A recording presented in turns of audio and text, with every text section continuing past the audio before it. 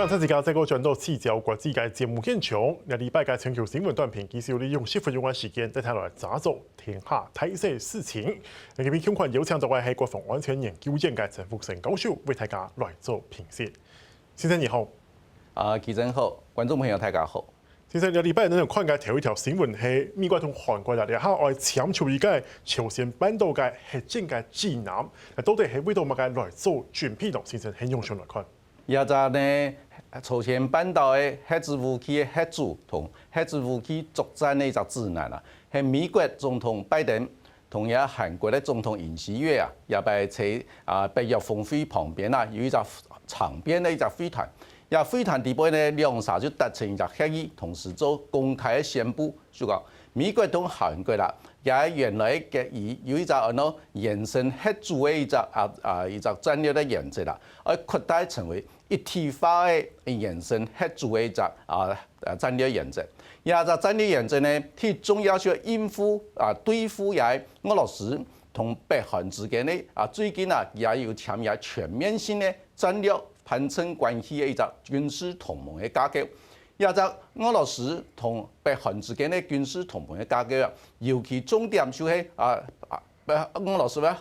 幫助也北韓來發展也核子武器同彈道飛彈嘅一個能量啊，所以呢對整個東北亞地區來講係新嘅一個威脅啊，對美國同韓國嘅軍事同盟，同美國同日本嘅軍事同盟呢，全部造成新嘅一個結構性嘅一個挑戰啊。所以呢，首先嘅美國同南韓就開始發展嘅延伸核主嘅一個核子武器嘅一個合作嘅架構啊，在去年嘅4月啦，那雙方要簽一個華盛頓宣言，也喺華盛頓宣言呢，雙方之間去組成一個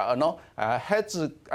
諮商嘅一個小組，也 Nuclear Consultation Group。也核子諮商嘅小組呢，去緊急的開會來討論如何來強化美國同南韓之間呢個核子武器嘅合作來對抗俄羅斯同北韓之間發展嘅新嘅核武彈道飛彈嘅新嘅威脅。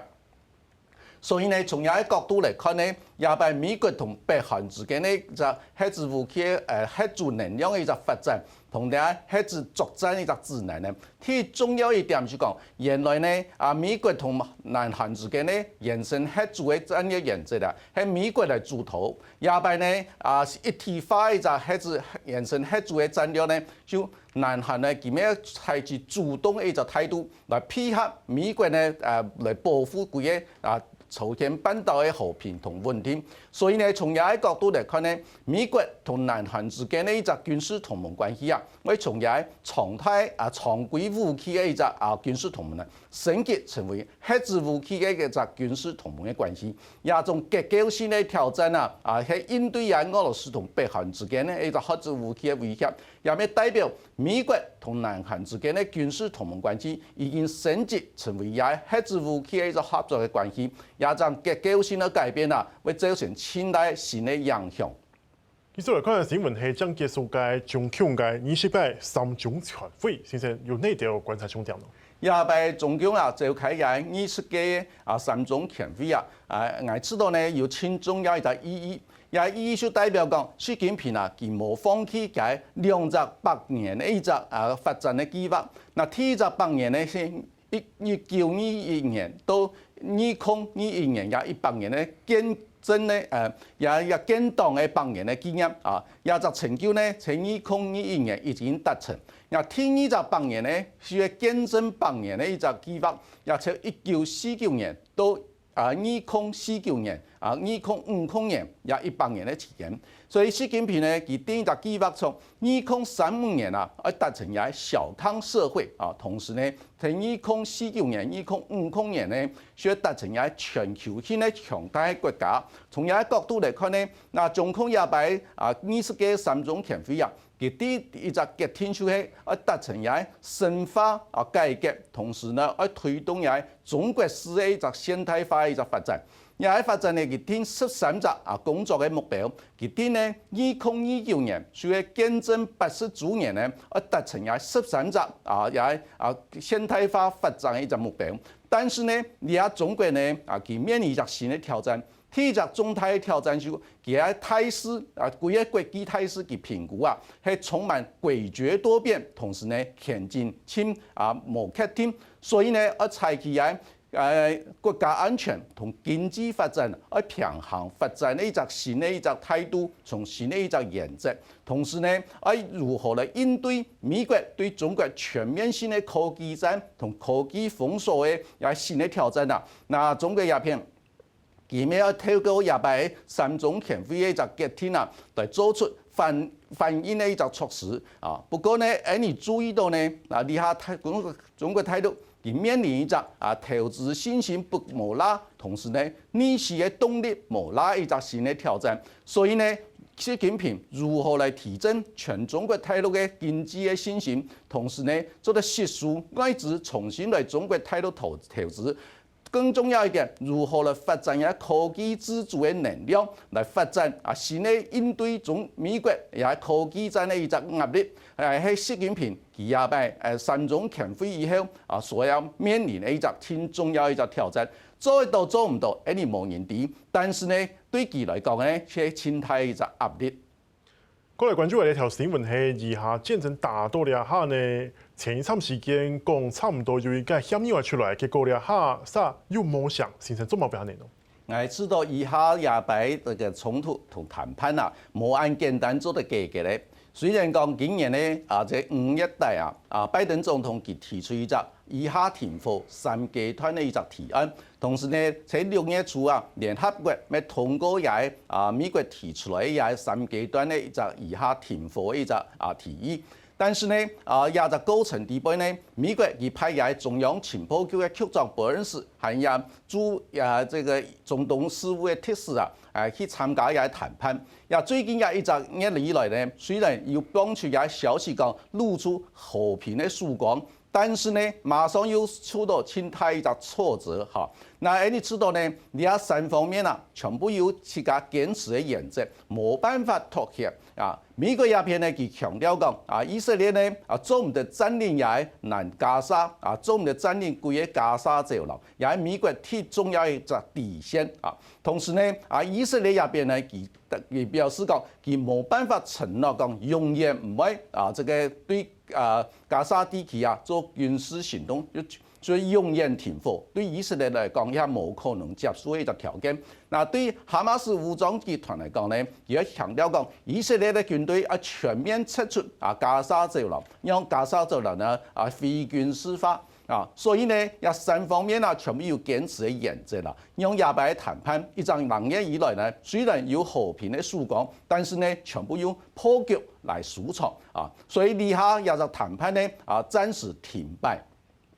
也過程底邊呢，你咪注意到呢，以色列的軍隊又開始轟炸也加沙走廊南部的城市，佢理由係講來鎖定也戰術行動，來同也哈馬斯武裝集團呢的領袖全部退出的。但是呢，傷到青島無辜的平民百姓，有70人死亡，300人受傷，所以對西方世界來講，也係新的人道的危機不過你同時咪注意到呢？那以色列總理納坦雅胡佢就公開提出4點的一個和平談判的條件。第一個呢，需要全面殲滅哈馬斯武裝集團；第二個呢，需要全面釋放救轉來所有以色列人質；第3點最重要就係講控制以色列同加沙走廊，同這個埃及的一個傑出的費城走廊這個地方，要防止西方世界還有其他國家嘅武器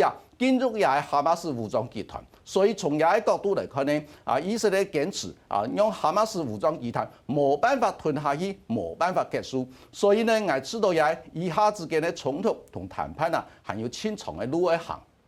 這邊來看到嘅係前天紅嘅歷史態事情，過來大家關注嘅是係阿波羅12號呢執行第2任務，韓國未成功嘅先生咧，對於呢個歷史來講有乜嘅重大意義咯？也意義重大1969年的7月20號，人類第一擺由美國的太空人阿姆斯壯第一擺用腳踏上月球表面的土地，也係新的一個創舉但是呢，在1971年美國就停止阿波羅登陸月球的計劃，全部停止